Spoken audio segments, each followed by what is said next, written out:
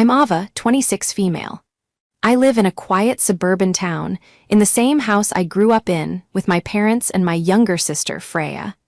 By day, I work as a paralegal at a downtown law firm, a job that requires precision, attention to detail, and a quiet resilience, qualities that, ironically, made me invisible in my own home. This story isn't about the job, though. It's about the day I realized my value in my family was worth no more than a second-hand toaster, and how I finally decided to send them the bill for years of emotional neglect. Before this story unfolds, I'd love to connect with you. Please let me know in the comments where you're watching from and what time it is in your corner of the world. It's amazing to see how far these stories can travel. Growing up, our house was less a home and more a stage, and my sister Freya was the perpetual star of the show. She was 2 years younger, effortlessly charming, and radiated the kind of sunny confidence that drew people in. I, on the other hand, was the quiet one, the responsible one, the stagehand who made sure the lighting was perfect for Freya's every performance. My parents, James and Georgia, were the willing and enthusiastic audience, and as far as they were concerned, only one of their daughters was destined for a leading role. It wasn't just a feeling, it was a fact demonstrated daily in 1,000 small ways. Freya's art projects were framed and hung in the living room, my academic awards were tucked into a drawer. Freya's teenage heartbreaks were treated with family meetings and tubs of ice cream. My struggles with college applications were met with a distracted, "You'll figure it out, you always do." This dynamic had solidified into an unspoken family law by the time we were adults. Freya, at 24, worked as a social media manager for a local boutique, a job that seemed to involve taking glamorous photos of herself in their new inventory.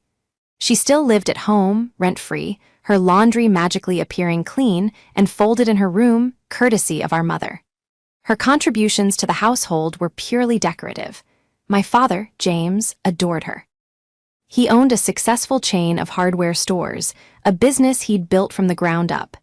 He was a man who valued tangible success, and in his eyes, Freya's growing online follower count was a modern form of entrepreneurship. "She's a brand," he'd say with a proud puff of his chest. "That's the future." I, at 26, was a paralegal. My work was a world of contracts, affidavits, and meticulous case law research. It was demanding, intellectually stimulating, and utterly invisible to my family. I also lived at home, but my arrangement was different. I paid rent, a contribution, my mother called it, and was responsible for my own laundry, cooking, and a rotating list of household chores. My salary, which was decent, was treated as a sort of communal fund. "Ava, can you pick up the groceries on your way home?" my mother would ask, never offering to reimburse me. "Ava, the internet bill is due, can you handle it this month?" my father would say, as if my income was a convenient supplement to his own. I was the reliable utility, always on and always taken for granted. Freya was the luxury item to be admired and maintained. The week of our birthdays was the ultimate showcase of this disparity. Our birthdays are only 3 days apart, so we'd always had a joint celebration. As we got older, it became less a party and more a family dinner where gifts were exchanged. This year, Freya turned 24 and I turned 26. The week leading up to it was a whirlwind of Freya. Mom and she spent days shopping for the perfect birthday outfit. Dad kept dropping hints about a life-changing surprise he had for her. The air was thick with an excitement that had nothing to do with me. I didn't expect much. I never did. For my last birthday, I'd received a sensible pair of work shoes and a gift card to a bookstore. Practical, that was me. The night of our joint birthday dinner arrived. The dining room table was set with the good china, and Mom had made Freya's favorite meal, roast chicken and garlic mashed potatoes. I had done the dishes. As we sat down, my father beamed, unable to contain his excitement. All right, let's get to the good part," he boomed, rubbing his hands together. "Freya, your gift is outside." Freya feigned surprise, though she'd been hinting about a new car for months. Her current one, a perfectly fine 5-year-old sedan that our parents had bought her for her 18th birthday, was apparently socially embarrassing. We all trooped outside to the driveway. There, parked with a giant red bow on the hood, was a brand new, gleaming white luxury SUV. It was the kind of car you see in commercials, effortlessly cruising down a picturesque coastal highway. Freya shrieked, a high-pitched sound of pure, unadulterated ecstasy. She threw her arms around our father's neck. "Oh my go. Dad, I can't believe it." "You deserve the best, sweetheart," he said, his voice thick with emotion as he handed her the keys. "Only the best for my girl." My mother, Georgia, was dabbing her eyes with a napkin. "It's just perfect, James. She'll be so safe in that." They fawned over the leather seats, the panoramic sunroof, the advanced sound system. Freya was already posing for selfies, captioning them with "best dad ever" and birthday goals. I stood on the periphery, a ghost at the feast, watching this tableau of familial bliss. I clapped politely and managed a smile. "Congratulations, Freya, it's beautiful." She barely heard me, already imagining the envy of her friends and followers. The sheer cost of the vehicle was staggering. I knew from my work what these things cost, and it was more than my annual salary. The casualness with which they bestowed such an extravagant gift upon her was a physical blow. It wasn't just a car, it was a declaration of her worth compared to mine. After what felt like an eternity of oohing and aahing, we returned inside. I assumed that was the end of the gift-giving. A car like that was a grand finale. I was wrong. Back at the dining table, the euphoria over Freya's new car still hung in the air. She couldn't stop talking about it, planning her first road trip and debating which custom license plate to get. My dad was glowing, basking in his role as the benevolent provider of dreams. My mom kept sighing contentedly, as if her life's purpose had been fulfilled. Then, my mother turned to me, her expression shifting from adoration to something more practical, almost an afterthought. "Oh, that's right. Ava, we have a little something for you too." She retrieved a clumsily wrapped box from the sideboard. It was about the size of a microwave, and the wrapping paper was creased and retaped in several places, suggesting it had been a last-minute effort. I took the box, a familiar sense of dread pooling in my stomach. I knew, even before I tore the paper, that this was not going to be a moment of pleasant surprise. My family didn't do pleasant surprises for me, they did practical obligations. I peeled back the paper to reveal a generic cardboard box. Inside, nestled in worn styrofoam, was a toaster.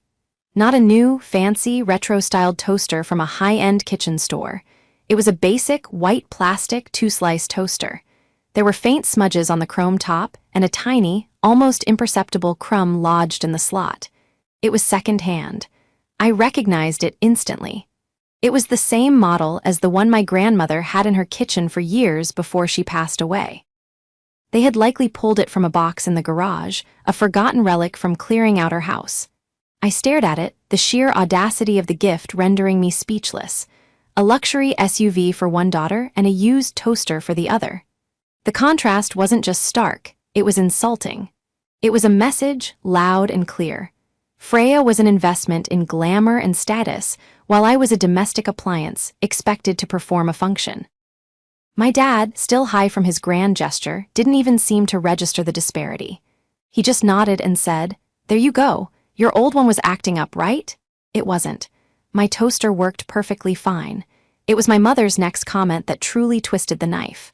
She laughed, a light, tinkling sound that grated on my raw nerves. "Now you can learn to cook something other than cereal for breakfast. Maybe you'll finally find a nice man if you learn your way around a kitchen." It was a direct hit, aimed at my single status and my career-focused life. In her mind, my law firm job was just a placeholder until I fulfilled my true purpose, becoming a wife and homemaker just like her. Freya, who was scrolling through her phone, likely posting another picture of her car, looked up and rolled her eyes, not in defense of me, but in annoyance at the diversion of attention from her. "Mom, nobody cares about cooking anymore," she said dismissively, before returning to her screen. That was the moment something inside me broke. It wasn't a loud, dramatic shatter, but a quiet, clean snap. For years, I had absorbed the slights, the inequalities, the constant, low-level dismissals of my worth. I had rationalized it, telling myself that they just expressed love differently, that they relied on my stability, that my practicality was, in its own way, valued. But holding that dusty toaster, I saw the truth with painful clarity. They didn't value my stability, they exploited it. They didn't see me as responsible. They saw me as a permanent, unpaid fixture of the household. My entire identity in that family was built around my usefulness, while Freya's was built around her desirability. And in their eyes, usefulness was cheap. It was worth a second-hand toaster. I looked from my mother's smiling face to my father's oblivious one, to my sister's indifferent expression. I saw them not as family, but as strangers who happened to share my DNA. There was no anger on my face, no tears in my eyes. There was just a profound, chilling emptiness. I placed the toaster back in its box, folded the flaps shut, and stood up. "Thank you," I said, my voice unnervingly calm. "It's very practical." I picked up my plate and carried it to the kitchen. I scraped the leftovers into the trash, placed the plate in the dishwasher, and wiped down the counter. I did the things the responsible one always does. Then I went upstairs to my room. I didn't slam the door. I closed it softly behind me. I sat on my bed for a long time, the sounds of their continued celebration drifting up through the floorboards, the laughter, the excited chatter about Freya's new car. They hadn't even noticed my abrupt departure from the table. I was already gone, and they didn't know it. I pulled my largest suitcase from the back of the closet and opened it on my bed. My movements were slow, deliberate. I started packing, not with the frantic energy of anger, but with the methodical precision of a paralegal preparing a case file. I folded my work clothes neatly.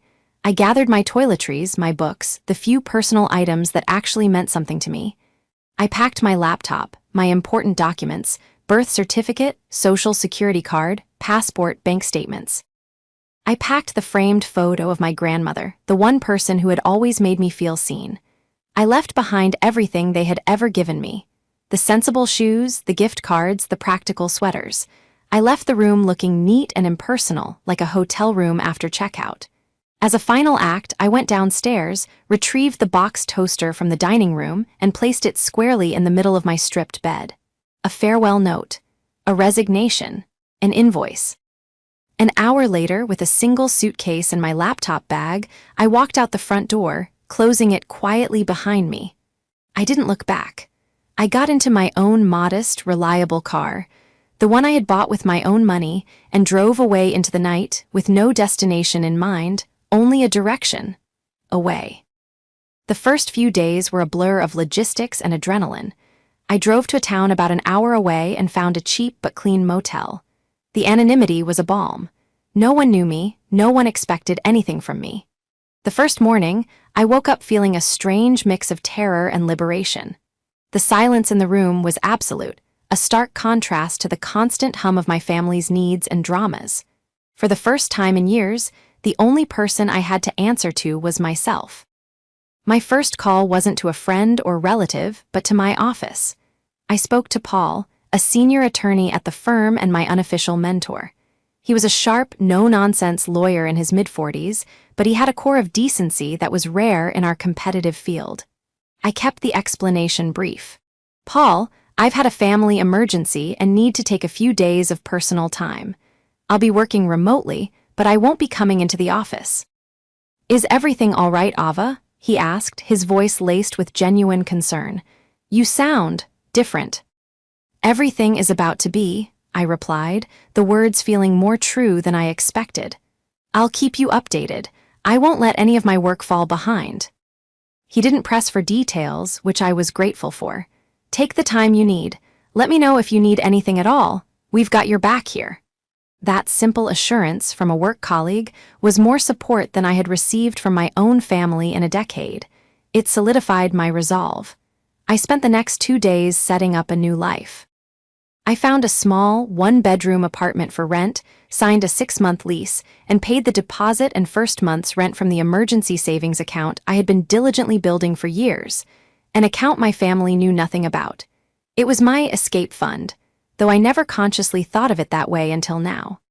I bought essentials: bedding, towels, a few pots and pans, and a new toaster. A shiny, chrome, 4-slice model that I picked out myself. It was a small act of defiance, but it felt monumental. Meanwhile, my phone remained silent. For 3 full days, not a single call or text came from my parents or Freya. It was the most damning evidence I could have asked for. I had vanished from the house, taking my belongings with me, and they hadn't even noticed. I imagined them waking up the next day, assuming I had left early for work. I pictured my mother grumbling when she realized she had to make her own coffee, or my father being annoyed that the newspaper wasn't on the table for him. They didn't see me as a person, they saw me as a series of functions. As long as the house was running, they didn't need the person behind the tasks. The silence was confirmation that I had made the right choice. They hadn't called because they hadn't needed anything from me yet. The first call finally came on the 4th day. It was my mother. I let it go to voicemail. Her message was casual, almost breezy. Hi Ava, just wondering if you could pick up a prescription for your father on your way home from work. Text me when you have it. Thanks. Not where are you? Not are you okay? Just a task, an assumption that I was in my usual orbit, ready to be deployed at her convenience. I deleted the message without a second thought. An hour later she called again. I ignored it. A text followed. Did you get my message? Dad needs his blood pressure medication. I stared at the text, a cold anger hardening in my chest. I typed a one-word reply, no. Her response was immediate. What do you mean no? It's on your way, just stop at the pharmacy. I didn't reply. The 5th day was when the confusion started to creep into their messages. My father texted me for the first time. Ava, your mother said you wouldn't pick up my prescription. What's going on? Call me. I ignored it. Freya sent a Snapchat of her new car at the mall with the caption, Mom's making me do errands BC you're MIA. Lame. They still didn't get it. They thought I was being difficult, sulking over some perceived slight they couldn't be bothered to identify. They hadn't connected the dots. The birthday, the toaster, the empty room, they hadn't even bothered to look in my room. The 6th day, the tone shifted from annoyance to a flicker of alarm. My mother left another voicemail, her voice tight with frustration. Ava, this isn't funny. I went to your room to get your laundry hamper and it's empty. Your closet is empty. Where are you? You are being incredibly immature. Call me this instant. The immaturity comment almost made me laugh. They had treated me like a child for years, and now that I was acting like an independent adult, they called me immature. The lack of self-awareness was breathtaking. I still didn't respond. I let them stew in their confusion. I was busy. I was arranging for my mail to be forwarded. I was setting up utilities in my new apartment. I was buying groceries and stocking my own fridge for the first time. I was building a life while the foundations of their convenient world were beginning to crack. The climax arrived exactly 1 week after I had left. My father called, his voice a thunderous boom I could hear even with the phone an arm's length away. I finally answered, putting it on speaker. Where are you? He demanded, skipping any pleasantries. I've moved out, I said calmly. There was a stunned silence on the other end of the line. Moved out? What are you talking about? You can't just move out.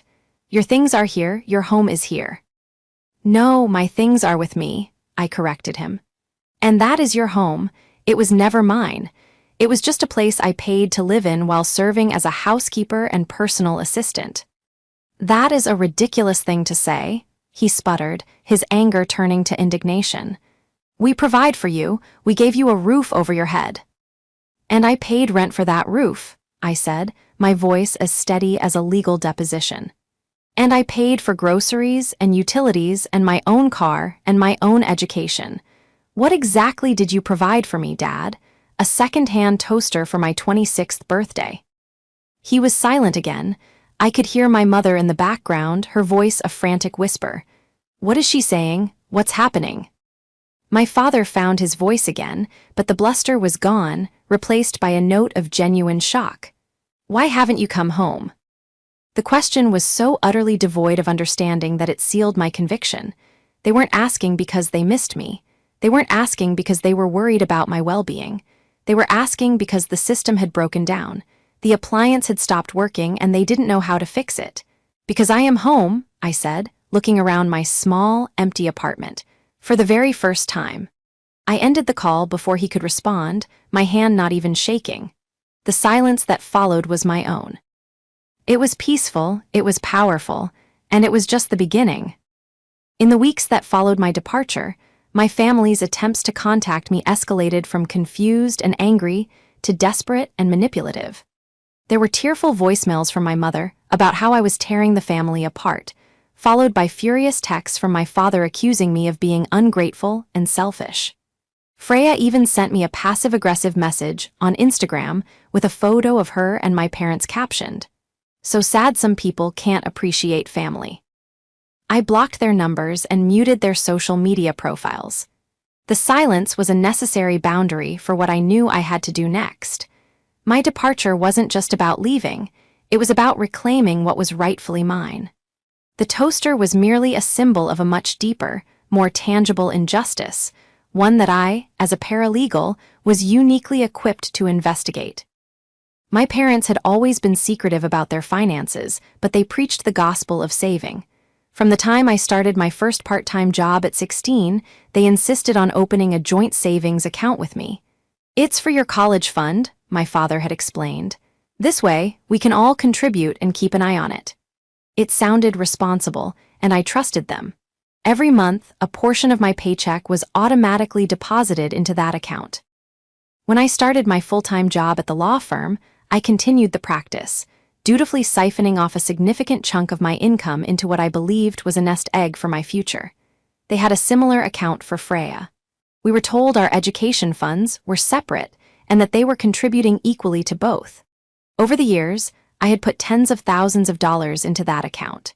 It was the reason I had stayed at home for so long, to save aggressively for a down payment on a house. Now, living in my small apartment, a cold suspicion began to take root. I thought about Freya's new luxury SUV. My father owned a successful business, but he wasn't careless with money. A purchase of that magnitude, for a daughter with a flimsy job and no savings of her own, seemed reckless unless the money had come from somewhere else. From a fund that was already flush with cash. My fund. The day I moved into my new apartment, I went online to the bank's website. Since I was a joint owner of the account, I still had full access. My heart pounded in my chest as I entered my login credentials. I navigated to the account summary page, my eyes scanning for the familiar account number. I found it. The balance displayed on the screen made my breath catch in my throat. $1,572.34. It was impossible. Based on my contributions alone, there should have been close to $60,000 in that account. I frantically clicked to view the transaction history, my mind racing. I scrolled back month by month, year by year. It was all there in black and white, a systematic plundering of my life savings. Large withdrawals, always in round numbers, here $10,000 there. The descriptions were vague. Investment transfer, family expense. But the dates were damning. A $15,000 withdrawal coincided with Freya's impromptu graduation trip to Europe. A $7,000 transfer matched the month she decided she needed a whole new professional wardrobe for her influencer career. And then I saw it, the transaction that made it all click. 2 weeks before our birthday, a single withdrawal for $55,000. The description: automobile purchase. They had bought my sister a car with my money. My money. The money I had worked for, saved diligently, and entrusted to them for my future. The toaster wasn't an insult, it was a mockery.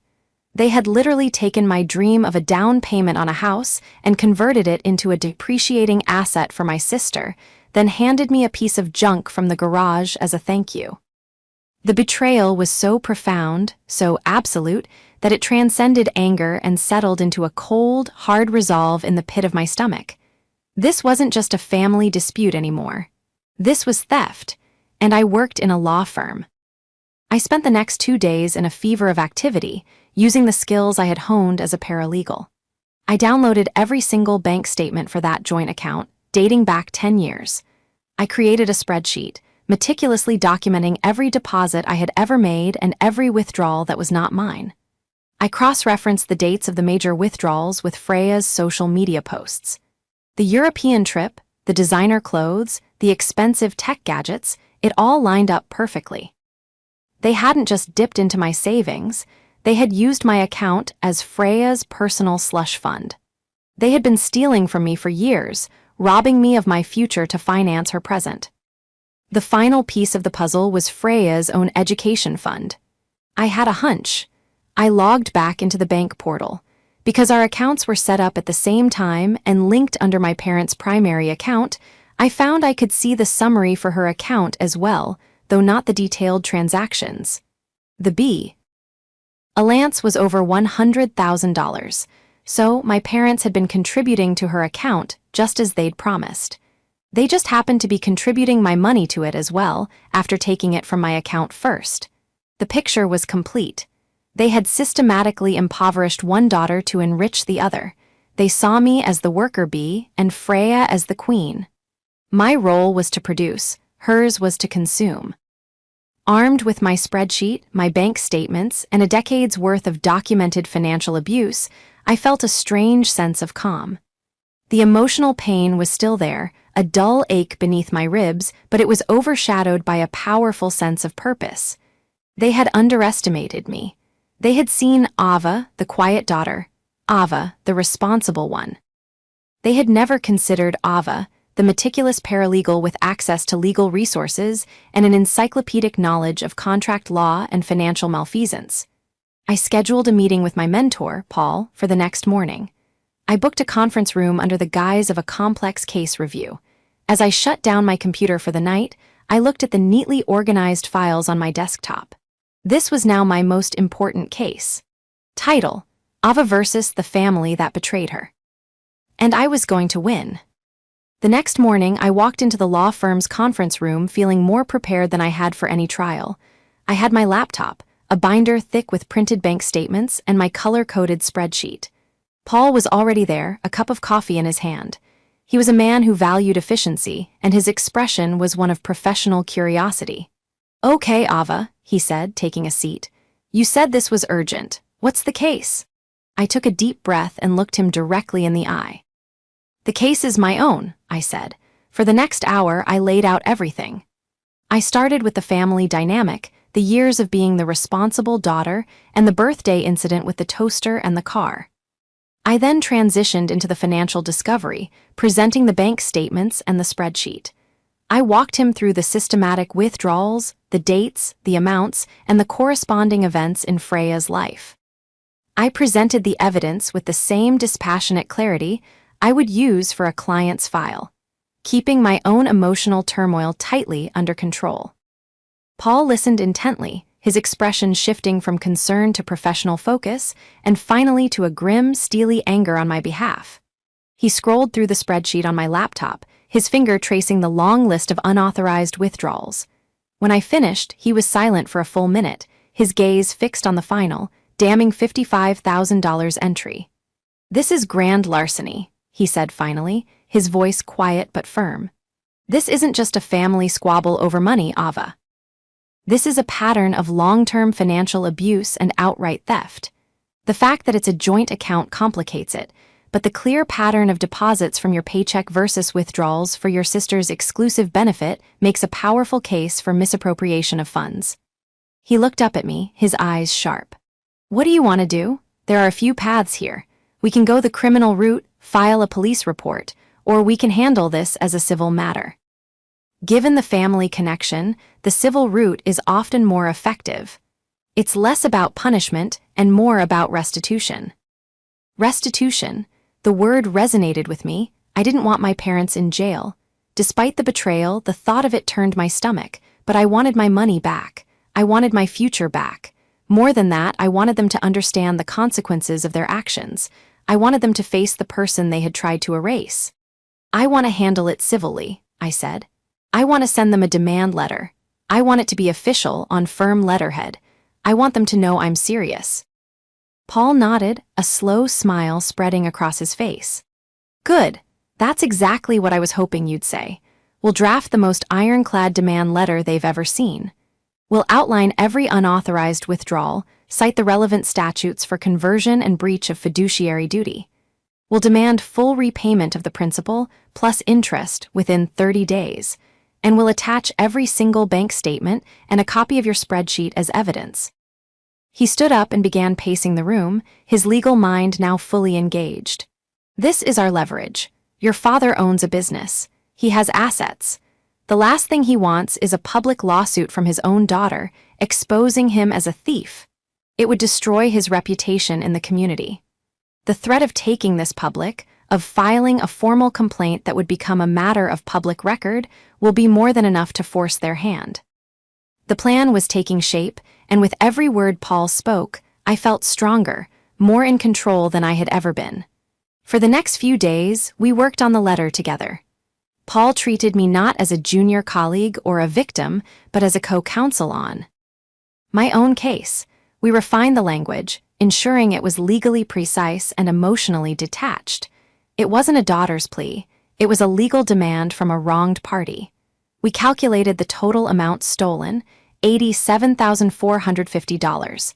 Then we calculated the interest based on standard rates over the years.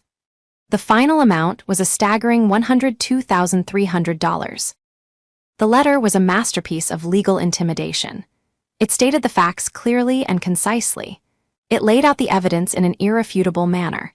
And it ended with a clear ultimatum: pay the full amount within 30 days, or a lawsuit would be filed on the 31st day, seeking full restitution, legal fees, and punitive damages. We would send it via certified mail, requiring a signature upon receipt. There would be no way for them to ignore it or claim they never received it. The day we finalized the letter, Paul printed it on the firm's heavy, cream-colored letterhead. The embossed logo at the top gave it an undeniable weight of authority. "Are you ready for this?" he asked, holding the envelope. "Once you send this, there's no going back. The family you knew, for better or worse, will be gone forever." I thought of the toaster on my bed.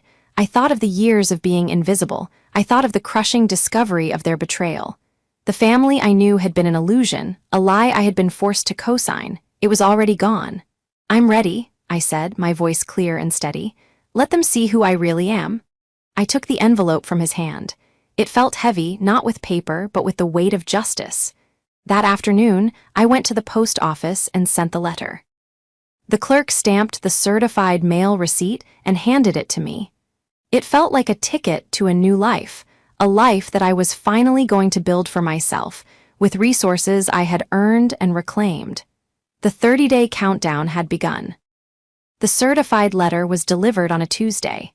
I knew the exact moment my mother signed for it, thanks to the online tracking. For 2 days after that, there was nothing. A deafening silence. I imagined the scene in the house. The confusion as they opened the official-looking envelope, the disbelief turning to horror as they read the cold, legal prose, the frantic denial followed by the dawning, sickening realization that I was not bluffing. The quiet was worse than their angry calls had been. It was the silence of people who had been so thoroughly outmaneuvered that they had no immediate response.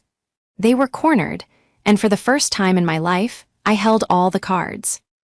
The call came on Thursday evening.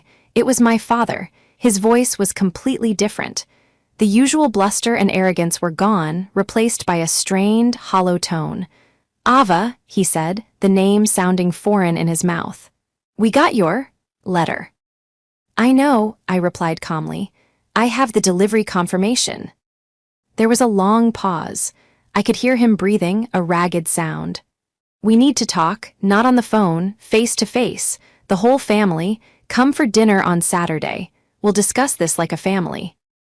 The invitation was a classic move, an attempt to pull me back onto their territory, where the old dynamics of guilt and obligation held sway. They wanted to turn a legal matter into a family drama where they could use emotion to cloud the facts.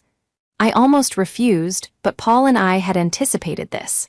He had advised me to go, but to treat it not as a family dinner, but as a settlement meeting.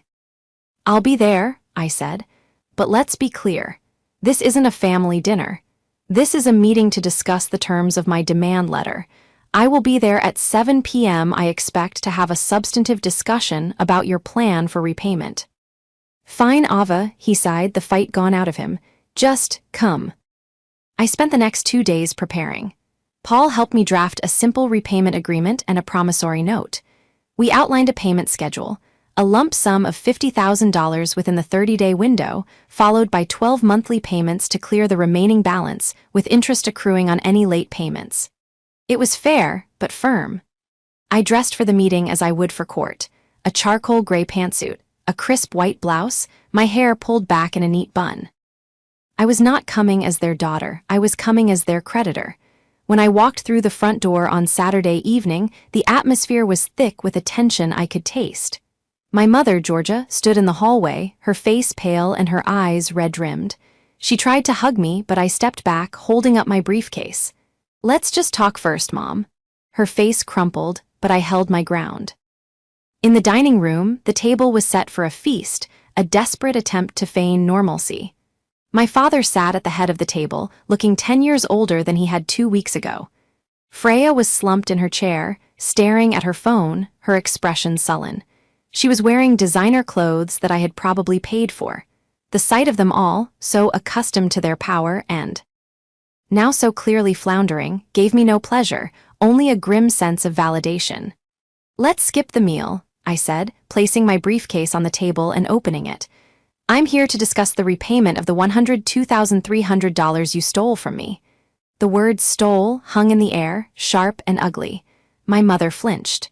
Freya looked up from her phone, her eyes wide with shock. "Now, see here," my father began, a flash of his old anger returning. "We did not steal anything.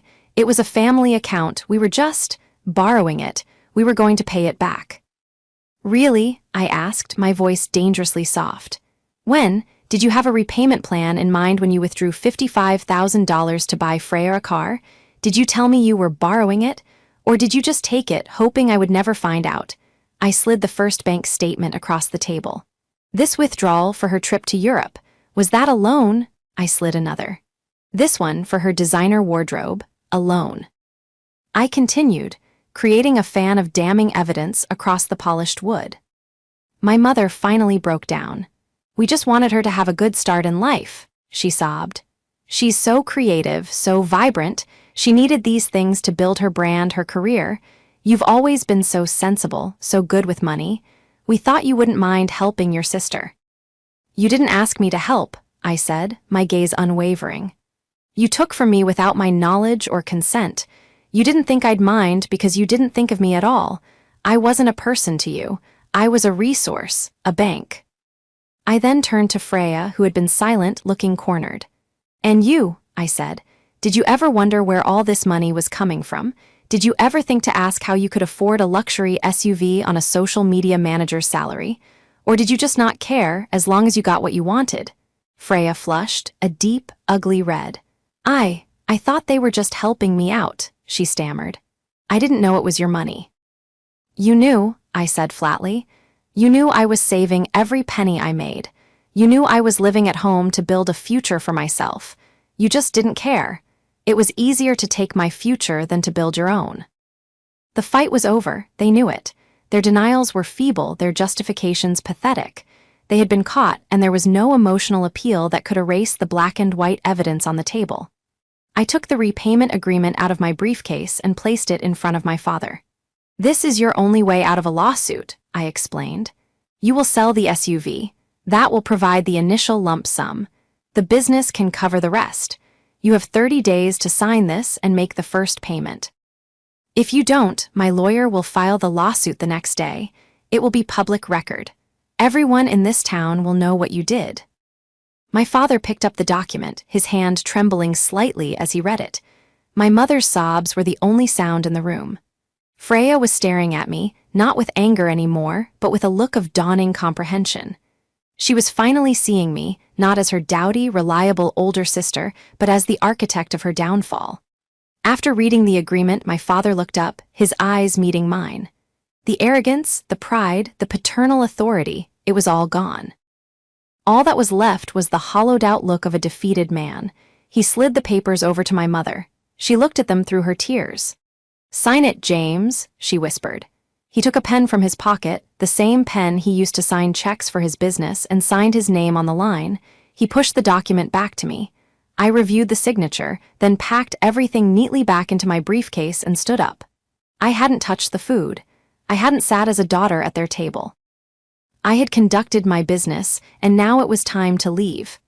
At the door, I paused and looked back at the three of them, a shattered portrait of a family. "This was never about the toaster," I said quietly. "It was about what it represented, And now, you're finally paying the price. The aftermath of that final, fraught dinner was swift and decisive. True to the agreement, the for sale sign went up in front of Freya's gleaming white SUV less than a week later. I can only imagine the humiliation she must have felt, having to explain to her friends and followers why her birthday goals car was being sold. The vehicle, being practically brand new, sold quickly. Within 3 weeks of my visit, a cashier's check for $50,000 was delivered to my lawyer's office. The first major hurdle had been cleared. The remaining payments came like clockwork on the first of every month. My father, whatever his faults, was a businessman who understood contracts. He knew the price of defaulting would be far higher than the price of compliance. I never spoke to any of them directly again. All communication was handled through Paul's office, the transactions cold and impersonal, just like our relationship had become. With the return of my savings, a world of possibilities opened up to me. The weight of their financial betrayal had been so heavy, I hadn't realized how much it was constraining my life and my dreams. The initial lump sum was enough for a significant down payment on a home. I spent my weekends with a real estate agent, exploring neighborhoods I had previously only dreamed of. 2 months after the agreement was signed, I found it, a small but charming 2-bedroom townhouse in a quiet, green neighborhood with a small garden in the back. It was all mine. The day I signed the mortgage documents, using the money they had stolen and I had reclaimed, was one of the proudest moments of my life.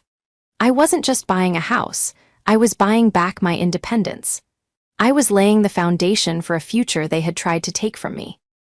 My life began to blossom in ways I had never expected. Freed from the toxic environment of my parents' home, I had more energy, more time, and more mental space to devote to myself. I excelled at work. Paul, impressed with how I had handled my own case, began giving me more responsibility, including managing client accounts and assisting with trial preparations. He saw my potential, my meticulous nature not as a quirk, but as a professional asset. He sponsored my application for a more advanced paralegal certification program, which I passed with top honors. The firm gave me a significant raise, and my career, once just a job, became a genuine passion. I was good at it. I found immense satisfaction in bringing order to chaos and fighting for justice for our clients. I also built a social life, something I'd never had time for when I was acting as my family's live-in assistant. I joined a book club, started taking hiking trips on the weekends, and even began volunteering at a local animal shelter. I made friends who valued me for my kindness, my sharp wit, and my loyalty, not for what I could do for them. For the first time, I was surrounded by people who saw me, the real Ava, and liked her. I was no longer an invisible stagehand. I was the protagonist of my own story. I heard snippets about my family through the grapevine. My father's business was still running, but the story of the family dispute had leaked, as things do in small towns. People didn't know the specifics, but they knew his perfect family image was a facade.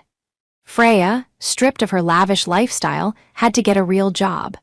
Her social media presence dwindled, her glamorous posts replaced by a sullen silence. The boutique she worked for eventually let her go, and last I heard, she was working in retail at the mall. My mother, according to a distant aunt who called me once, had become withdrawn and bitter, constantly complaining about how ungrateful her children were. About a year after I had moved out, as the final payment from my father cleared, Paul called me into his office. "Well, that's it," he said, handing me the final statement. "Paid in full, case closed." He smiled. "I have to say, Ava, of all the cases I've worked on, this one has been the most satisfying." "For me too," I said, a genuine smile spreading across my face. "So what's next for you?" he asked. I thought about my little townhouse, my thriving career, my wonderful friends. I thought about the peace I felt every morning when I woke up in a home that was truly mine. I was not just surviving, I was thriving. I had taken the worst betrayal of my life and used it as a catalyst to build something beautiful and strong. "I'm thinking about law school," I said, the words surprising even myself as they came out. But it felt right. It felt true. Paul's grin widened. I thought you might say that. I've already got the application forms on my desk. Walking out of the office that day, I felt a profound sense of peace. The anger and hurt had faded, replaced by a quiet strength. My family's actions had almost broken me, but instead, they had revealed a resilience I never knew I possessed. They had tried to define my worth with a second-hand toaster, but I had defined it myself with a career, a home, and a life built on my own terms. They had given me a gift that day, though they never intended to. They gave me the ticket out, the motivation to fight, and the ultimate satisfaction of knowing that my future was something I, and I alone, owned completely.